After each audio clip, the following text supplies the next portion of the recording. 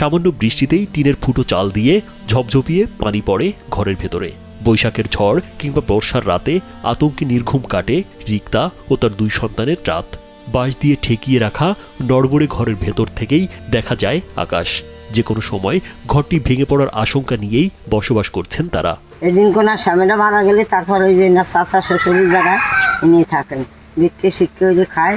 বড় মেয়েটা আমরা একটু পড়ায়, এখন সে আনা হয়েছে উনি ভিক্ষে শিক্ষে করে বেড়ায় বলে মেয়েটা মামার বাড়ি ছুঁয়েছে, আর ওই ছেলেটা মামার বাড়ি। রিক্তা বেগমের এই জীবন যেন এক দীর্ঘ সংগ্রামের গল্প।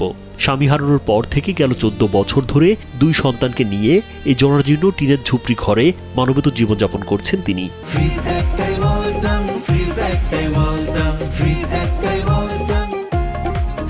অভাব অনটন আর প্রকৃতির সাথে লড়াই করেই প্রতিদিন কাটছে গোপালগঞ্জের কাশিয়ানী উপজেলার দক্ষিণ ফুকরা গ্রামের এই বিধবা নারীর জীবন। তার ঘরে খাওয়ার এই পরিস্থিতিটা নাই, বৃষ্টি নামলে আগে ঘরেই তার কোনো অনুদান নেই, যেমন কোনো লোক নাই যে তারে বৃষ্টি তাহার দিয়ে সাহায্য, ওই গ্রাম ঘরে পরে কাউ সুর দেয়। তাই রিক্তা বেগম জানান, প্রায় 16 বছর আগে একই গ্রামের ইলিয়াস খানের সঙ্গে বিয়ে হয় রিক্তার।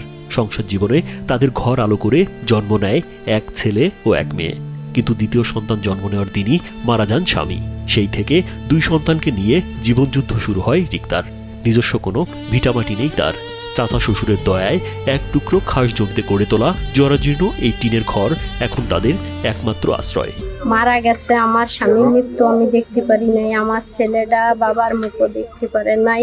আমি চাচা শ্বশুরকে জায়গায় রয়েছি, আমি কিভাবে বাঁচবো আপনারা সেই ইটা আমার করেন। আমার ডাঙ্গায় জমি নাই, আমার পায়ের তলে ভিটে নাই, আমার বাচ্চা দুইটা কিভাবে বাঁচবে কিভাবে করবে, আপনাকে দ্বারা আমার এইটাই একটু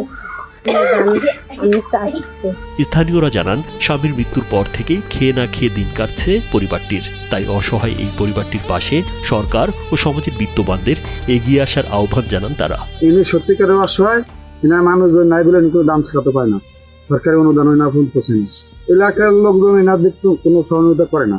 অসহায় মানুষ, বিধবা মানুষ কেউ নাই, করবে সরকারি দান দক্ষিণে কিছু আসে না। একটু তার একটা ঘর অলি পারা সবচেয়ে সে তো সহায়, ঘরের জন্যই বেশি আসে।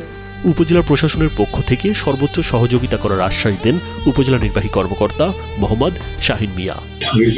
যে অসহায় ব্যক্তি আছেন, আমার বিষয়টা আমি আপনাদের মাধ্যমে জানতে পেরেছি, আমার নজরে এসেছে। আমি উপজেলা প্রশাসনের পক্ষ থেকে যতটুকু আর্থিক সহযোগিতা বা সরকারি যতটুকু সহযোগিতা করা যায় আমি তো সর্বোচ্চ চেষ্টা করব। মানবিক উদ্যোগ আর সরকারি সহযোগিতা পেলে হয়তো এই ঝুপড়ি একদিন বদলে যাবে নিরাপদ একটি ঘরে। সেই প্রত্যাশায় দিন গুনছেন বিধবা রিক্তা বেগম ও তার 2 সন্তান। রাজীব বিশ্বাস, কালবেলা।